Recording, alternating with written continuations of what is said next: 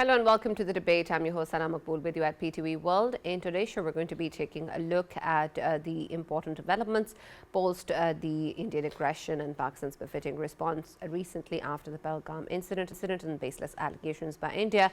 We also know that Pakistan responded with responsibility and restraint in putting forward credible information and a correct stance. And this is, of course, something that is continuing to happen with a very important high-level delegation chaired by the former Foreign Minister of Pakistan, Mr. Bilawal Bhutto Zardari, who has taken this delegation to the United Nations, and of course it has arrived earlier today where it's going to be meeting with the top leaders of the UN Security Council member countries, and then of course other countries are also aligned as to put forward credible information and stance of Pakistan is to make sure that the world is apprised about the ways that India is involved in state-sponsored terrorism in Pakistan and the way that it is involved in terror networks in the region, and the fact that Pakistan keeps on calling for an independent and neutral investigation into the Pahalgam incident, and the baseless allegations given by India are nothing but false propaganda. And this is, of course, very, very essential for the world to understand and acknowledge, given the current scenario and in the aftermath of which what we saw happen with Pakistan's befitting response, and of course bringing to task those who moved forward with ill intent towards Pakistan. And this is particularly important given the current bilateral situation between India and Pakistan, the kind of rhetoric that we keep on hearing coming in from the country, and then of course in the ways that the threats of IWT are being made, and the way that Pakistan needs to put forward its own geopolitical stance in the current scenario and leverage this current position to work together with allies and partners in the international community who have understood the key positions that India and Pakistan hold in the region and the ways that Pakistan is far more credible. And that, of course, is very, very essential as part of these meetings. What is going to be the likely response, and whether or not countries that are going to be engaged are going to include those that Pakistan needs to still convince, and in the ways that whether or not US media and journalists and top leadership is going to be engaged, and whether or not the international diaspora is going to go ahead and understand what ways is India contributing to instability in the region, and whether or not there can be actual action taken place, of course, remains to be seen as to the success of this high-level delegation and what can be or should be the approach that Pakistan needs to take. That is going to be our focus in the segment today. For this and more, as always, in the studios, I've been joined by senior analyst Fadafi and Raja Faisal, and we've also been joined on telephone line by political analyst Mr. Muneeb Kadir. Thank you very much for joining us and being a part of the discussion. And Muneeb, I'll start with you with reference to what we've discussed previously as well, and how important Pakistan's own narrative and stance is going to be. And this is, of course, particularly important when we talk about this high-level delegation led by the former foreign minister, who has been the voice to many international media outlets during the conflict with India as well, and putting forward this stance and now leading this high-level delegation. First, I want your take on his leadership and on the members that comprise this delegation, and in the ways that Pakistan will be able to be projected or represented well by this delegation.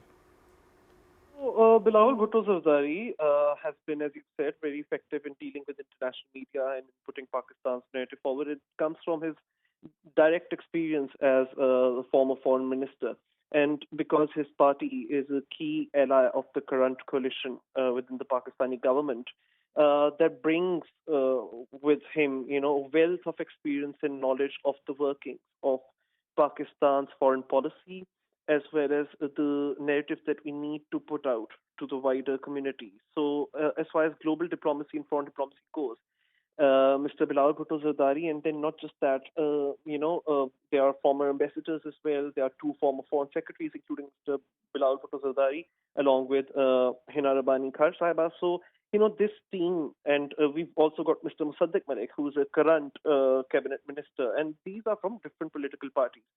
So this whole combination of team, I think, is very effective. They do have the right kinds of experience, as well as the ability to overcome any sort of language barrier, because they're also fluent. That helps. They are fluent in communicating their thoughts and Pakistan's stance on matters particularly pertaining to the recent turn of events vis-a-vis India.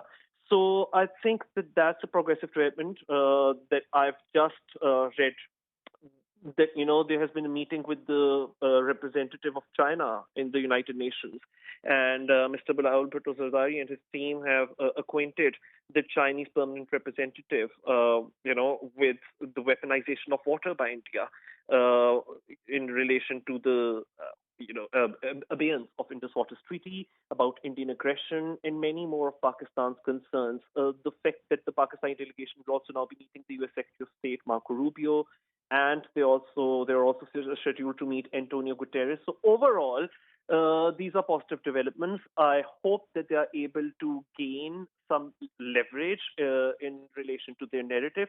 And speaking of narratives, I'm also seeing that General Anil Chauhan, who's the Chief of Defense Staff, Indian Chief of Defense Staff, he's just admitted the downing of Indian jets by Pakistani forces. So that again, completely puts to rest all the doubts that India was trying to cast over, Pakistan's victory in the recent days, in the last few days. And I was also looking at desperation coming from the delegation sent by India, headed by Mr. Shashi Tharoor. Shashi Tharoor had been complaining and ranting to Colombia as to why they had condemned the killing of civilians in Pakistan by the Indians and by their illegal strikes. And he just did not like the idea that Pakistanis had been humanized by the international community, by Colombia, and it was after lots of begging, and I use the word begging. It seemed as if he desperately begged Colombia to retract. So Indian media had been then, congratulating themselves that, Colombia retracted. No, you had to beg for it. Otherwise, Colombia also condemned what India did in Pakistan. And now that, Azerbaijan, Turkey, and so many of our international partners, and even our team is going to address the OIC countries, they are all on our side. It's quite evident. I think that completely destroys the narrative that is being peddled by India, which is one of aggression, whereas, Mr. Bilawal Bhutto Zardari has been very assertively saying that all Pakistan wants is peace, and that is our message. Right, absolutely. And Faisal, I want your take on that, because we've heard the Prime Minister speak recently as well that Pakistan, of course, is preferring peace, and Pakistan is open to dialogue. And this is, of course, something that is conditional to India's own sincerity to the negotiating table as well. And given the current scenario and the rhetoric that's still pouring out from India, whether or not there will be something that can be seen in even these meetings on these international platforms, and whether or not that is something that can be expected or influenced by the international allies. Sana, obviously when we talk about both of the countries, Pakistan and India, since 22nd of April, of course, where do they stand? I'll just, stepwise, I'll highlight it here. On 22nd, whatever happens, Pakistan condemns it. Reason being, it was the civilians who were involved in that.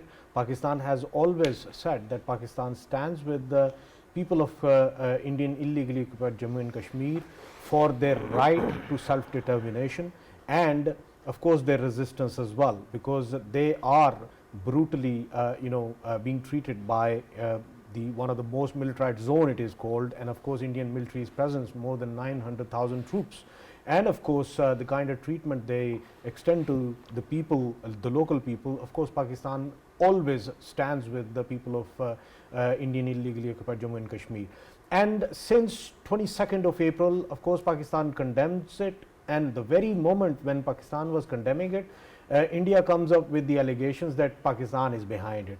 And then India started, of course, ranting about it, that there are terror sanctuaries within Pakistan, knowing the facts, and of course the whole world knows about it, that Pakistan is the country that has been fighting against terrorism since more than 20 years. And if we further look into it, the war hysteria, the warmongering continued from the other side, be it the political figures, be it the the major analytical chunk of India.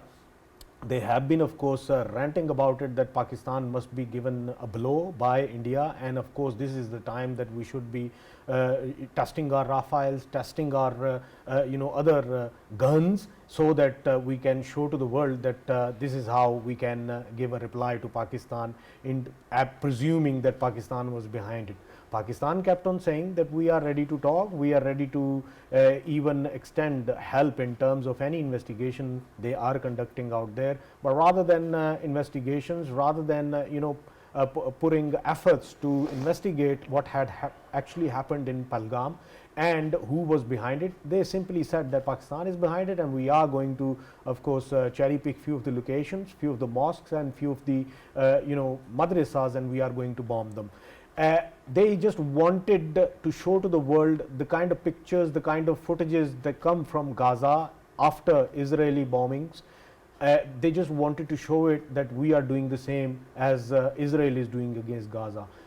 They did not know that there will be a retaliation from Pakistan. Of course, Pakistan kept on saying that we are ready for the talks, but in case of any action taken by the Indian side, of course, we will retaliate, and we have the right to retaliate.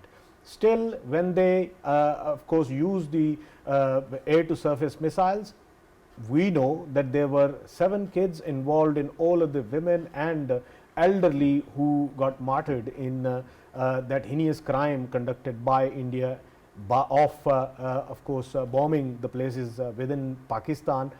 7 of the kids, youngest of them was 2-year-old, and of course the whole world can say, simply say, wherever Indians are going today, they will be asking Indians about this question: what that 2-year-old kid and the rest of the 6 other children, what they had to do with it, what the elderlies and what the women had to do with whatever had happened. They kept on ranting about it, that it was a very successful operation, and when it comes to getting their own planes shot, of course we have given all of the details that now there are 7, and there are further sources who are claiming that there can be more than that. Reason being the kind of missiles Pakistan sent in at multiple air bases of India. Not all of them were, of course, intercepted by them, and of course there are many more planes that were hit. Reason being, after the first day of the encounter, Indian Air Force could not airborne itself for next 2 days. Reason being, as soon as they were trying to get airborne, they were getting shot by Pakistan's Air Force, and that's why they were simply neutralized. And overall, after whatever had happened, and they were the ones who actually contacted the Americans for the ceasefire, and yes, Pakistan said that since the day one we were not interested in war at all, we just wanted the probe, and we just wanted to the justifications of whatever was happening. And now they are going place to place with a ball, with a begging ball of what? Getting the favors from them. And countries like very small countries, Colombia and all of these South American countries, and what they are doing, they are just simply ranting there about Pakistan, how successful this operation was, and like the world doesn't know about it. Of course, now they are even hiring quite a lot of numbers of analysts, geopolitical analysts from the Western countries, people who are attached with the think tanks, and they are paying them hefty amounts to write-ups about how successful India was in this war against Pakistan, like the world doesn't know about it. Of course, now what they're trying to do is they are trying to show to the world that they were there and they were doing everything.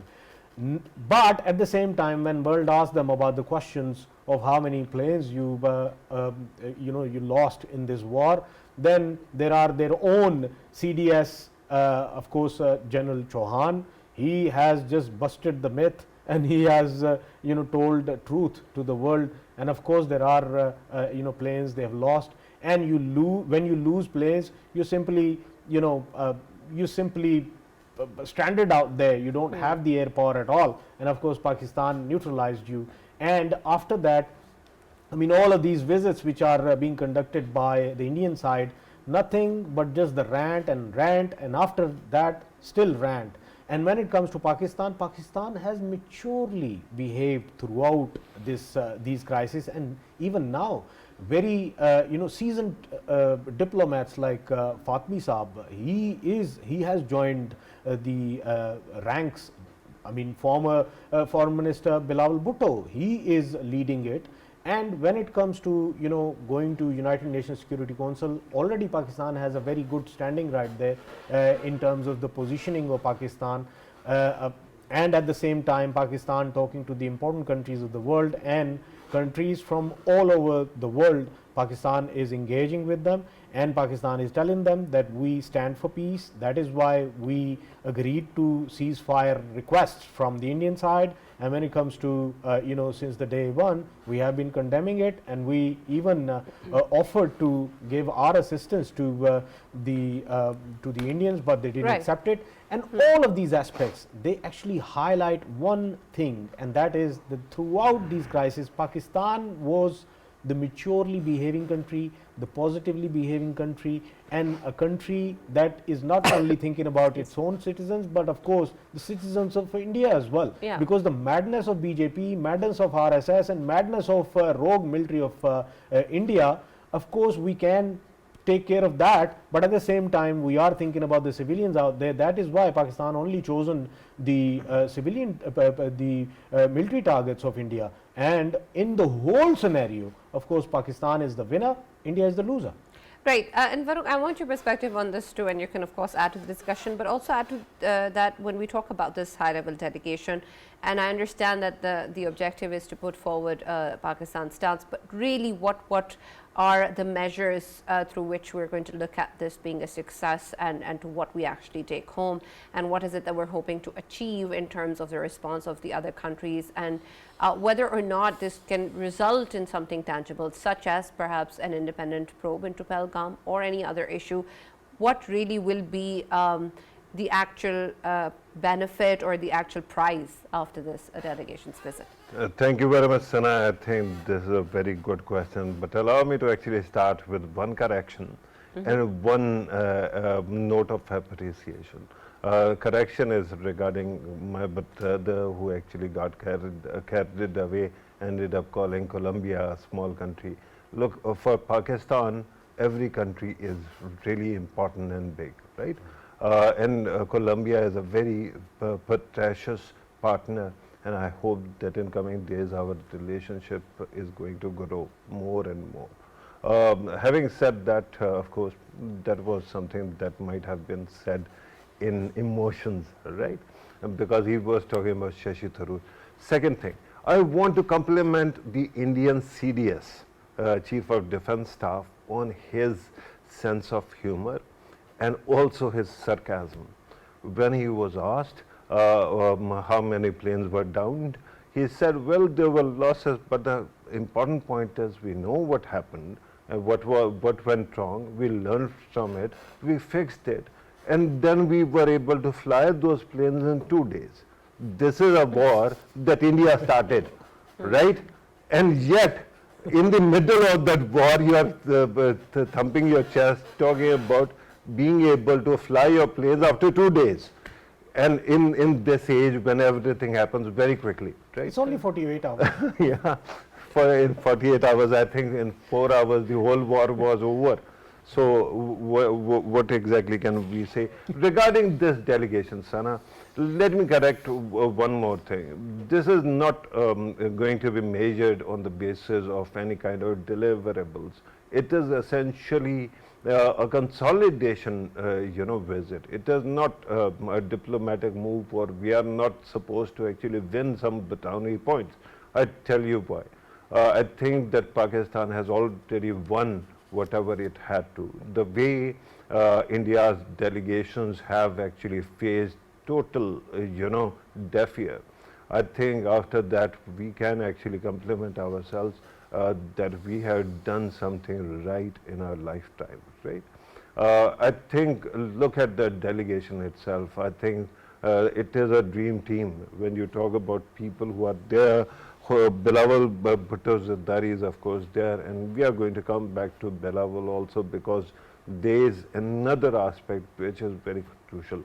Hina Rabbani Khar is there, Shari Rahman, Jalil Abbas Jilani, how many foreign ministers, right?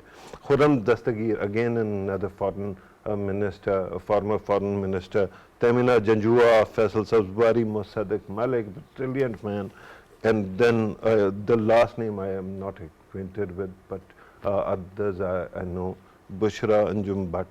But these are people who are very capable, right?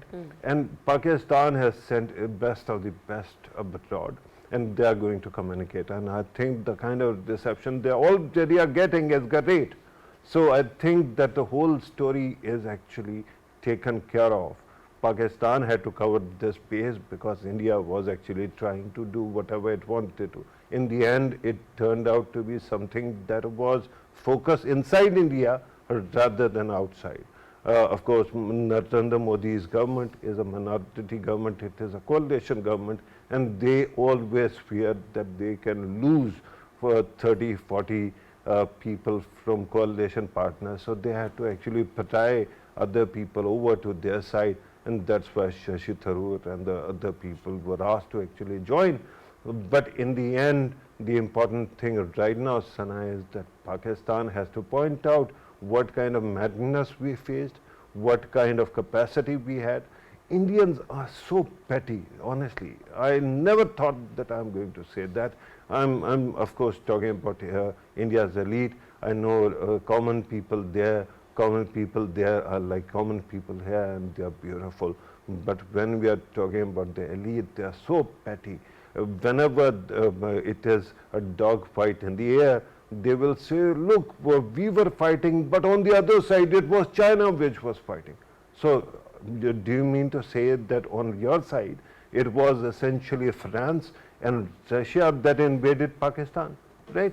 You have to actually realize that these people are really petty, and they will continue with their pettiness. Another example is that they are taking pride in the fact that they have, according to them, they have held, Indus Waters Treaty in abeyance. They are glad that tomorrow, day after tomorrow, they are going to starve and, deprive Pakistanis of water as well. So this kind of mentality, it is important. Bilawal Bhutto Zardari is leading this delegation is important because his buy-in, his investment in Indus water is also very important. You must have seen recent politics, but that is not all. His statement regarding that was also important. If you look at the emblem India has come up with, usually you don't go for battalion when it comes to warfare, but they have called it Operation Sindoor, and in Sindoor, they have actually replaced an O with Sindoor itself. It is next to a D, so it is Sindh, right? And what is the Urdu name of Indus water? It is Sindh. So there seems to be some kind of messaging that, in Pakistan everybody believes that it was a false flag operation because the people who carried it out, Pahalgam, they are not apprehended even yet. So in the end, if you remember that something similar happened in 2019 when Pulwama happened, Modi ji came back to power, and after that he actually removed Article 370 and 35A. So this time it seems people are thinking, at least this is what is chattering class is saying, that the false flag operation was meant to scuttle the Indus Water Treaty, and that's why these guys are very happy with it. I hope that sanity prevails, otherwise it is an act of war. Right. Muneeb, I want your take on this as well, because when we talk about the IWT, of course, it's very, very essential and important. And we've seen that the World Bank president himself has clarified that it cannot be unilaterally suspended. There's no clause for that. And so when we talk about being held in abeyance, or when we talk about any constructions or practical steps being taken in this regard, I understand there's a lot of time margin involved.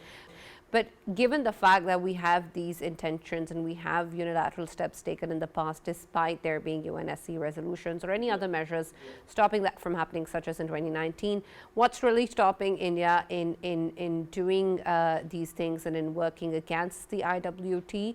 And then, of course, moving forward in that direction, while Pakistan, of course, is making sure that their voices are heard on these international platforms. But what really is stopping that from happening for us?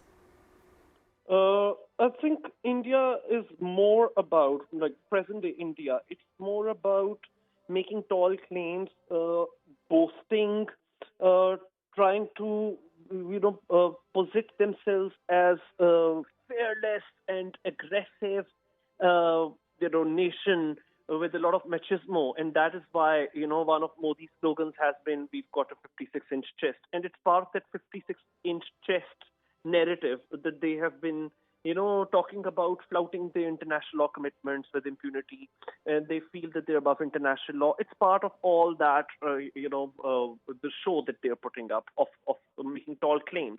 It's part and parcel of that, but it lacks weight. It has absolutely no merit, no teeth, whatever they're claiming, and they know that they cannot easily just, suspend or hold the abeyance in the Waters Treaty because there would be consequences, and consequence means that there is also China. And China has also got control over water supply within India, and they stand to lose a lot, and they know that. And they know that, China, as it's known, is Pakistan's all-weather friend, because Pakistan and China's interests are very much aligned. And interestingly, they also have a common nemesis in the form of India, because India has been involved not only with Pakistan, but also with China in a lot of skirmishes over the border, a lot of border disputes between the two.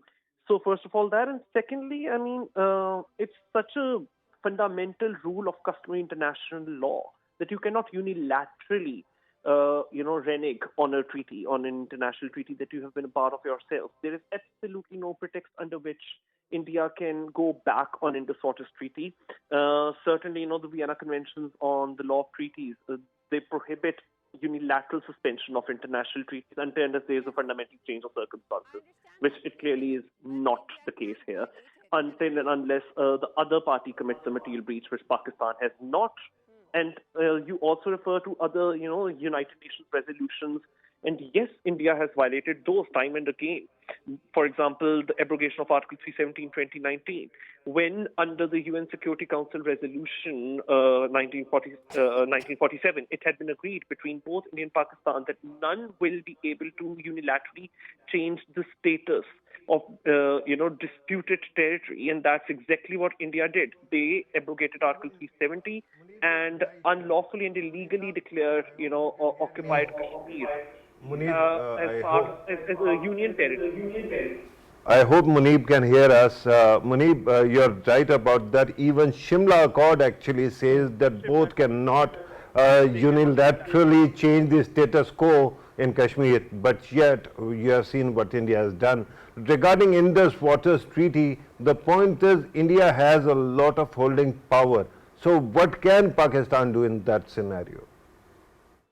Well, I mean, already the delegation have on their agenda to address the permanent five states of, the Security Council, and that's what they can do, because this matter cannot go to International Court of Justice as a binding case. It cannot, because both the parties need to accept in advance the binding jurisdiction of ICJ.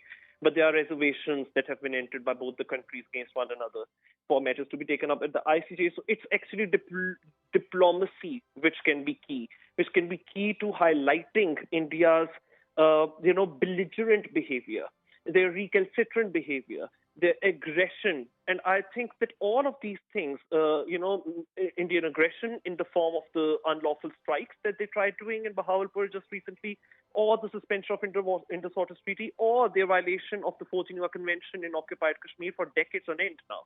I think all of these are, again, part and parcel of the wider transaction. And the wider transaction I'm talking about here is, just flouting international law. For instance, by violating the Indus-Waters Treaty, or by speaking of violating Indus-Waters Treaty, they are trying to wage a war, based on, they are weaponizing water. And that's exactly what Mr. Bilawal Bhutto Zardari also said. I think they've taken a leaf out of someone's playbook, namely Israel, where starvation is used as a weapon of war. I think that is exactly what India is doing when they air or express their fantasies of, starving Pakistanis to death, or basically sending them into a water crisis situation. So I think that these kinds of behavior, this pattern, this sense of impunity that they have, and this total disregard of international norms,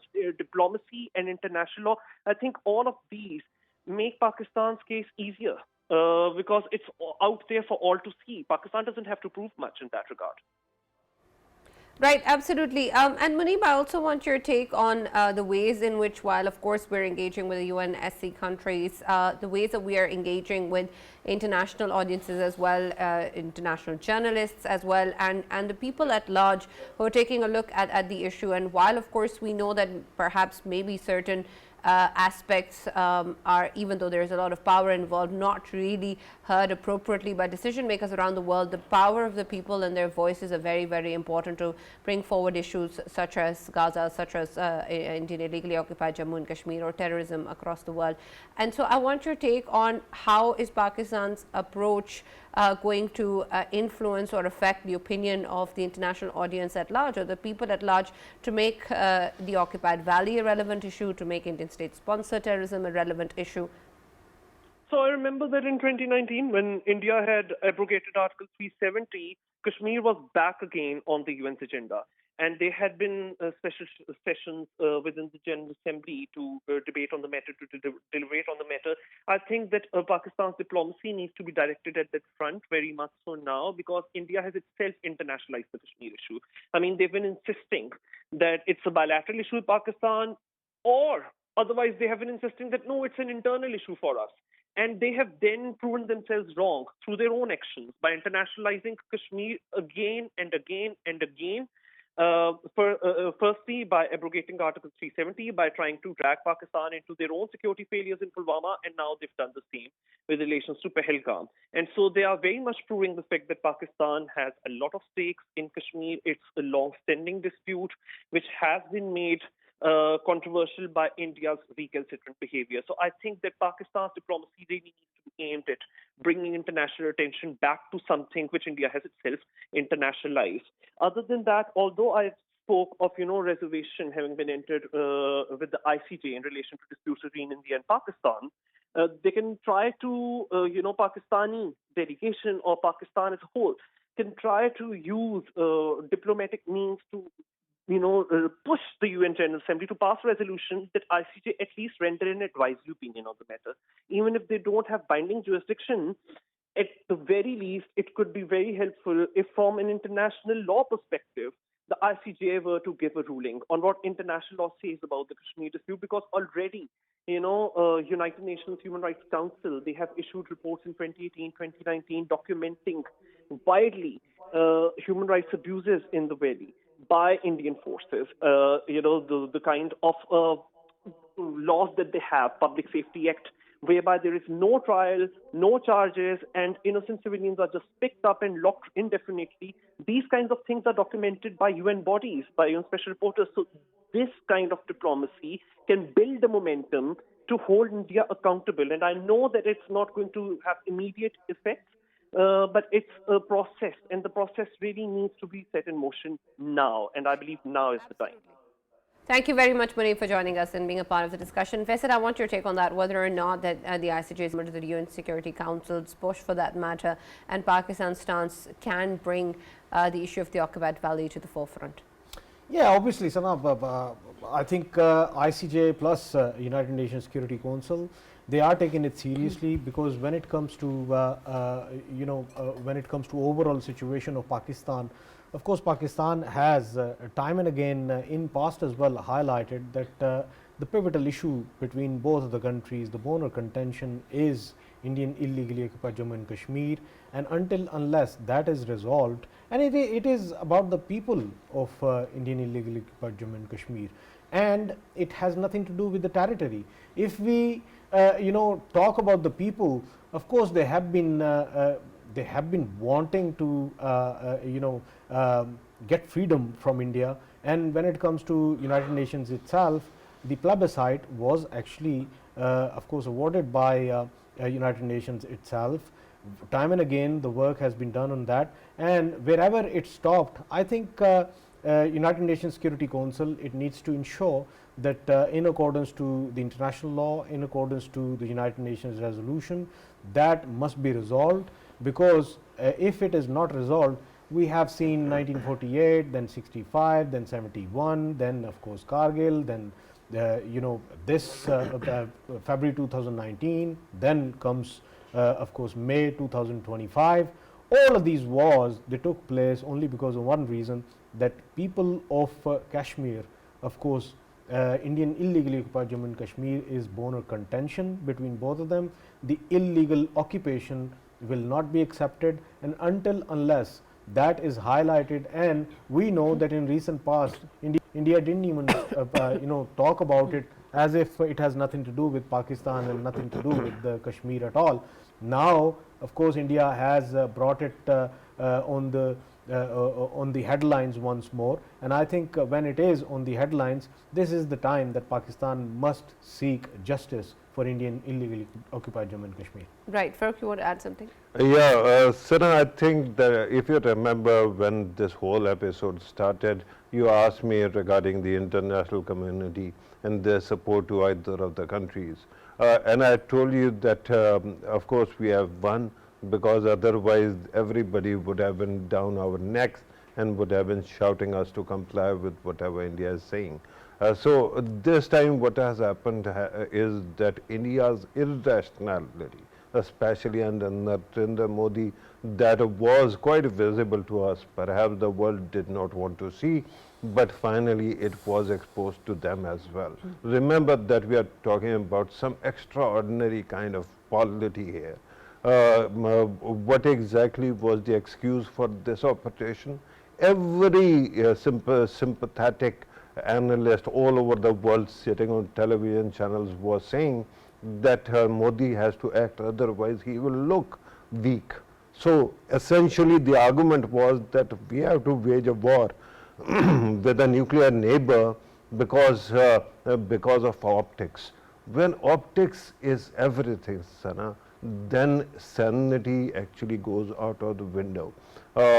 Just imagine if CDS is actually talking to foreign media and there he can tell the truth, otherwise he cannot.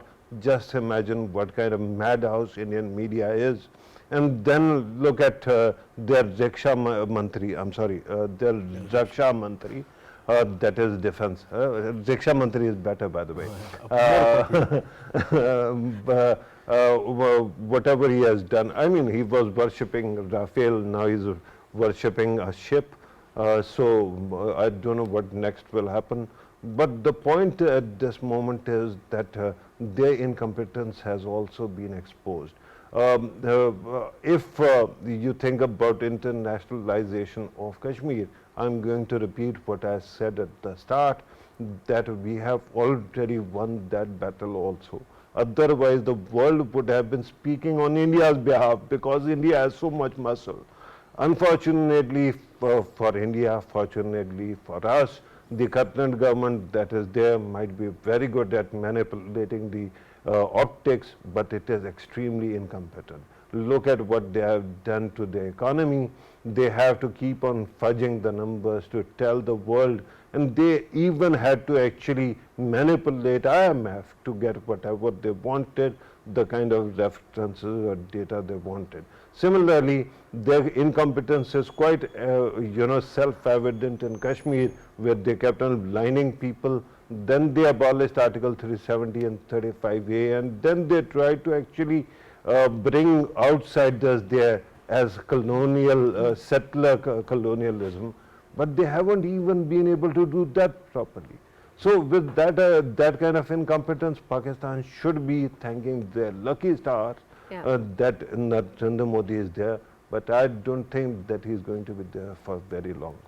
Sana, I just wanted to add in another thing. You know, when we see the footages coming out from the Indian side, of course, General Dwivedi standing right next to one of the RSS Hindutva ideologies Pandit, and who happens to be someone who has chanted in past about how to treat with the Muslims and how to treat with the Kashmir and how to treat with the Pakistan.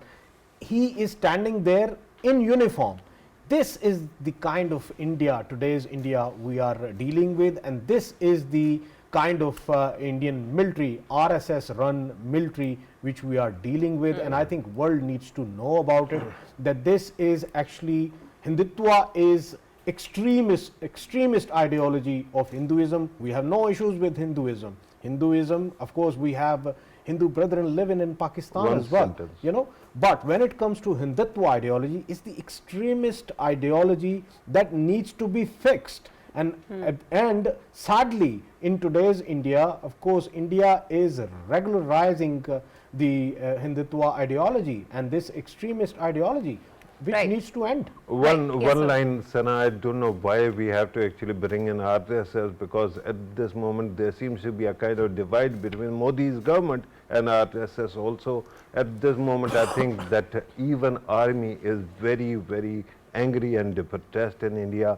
The army chief that he mentioned was actually snubbed by Modi government before actually carrying out the operations. So at this moment, incompetence is everywhere, and army is suffering on the hands of these people. Right. Thank you, Farooq. Thank you, Faisal, for joining us in the debate. As always, that's all time for. We'll now see you tomorrow.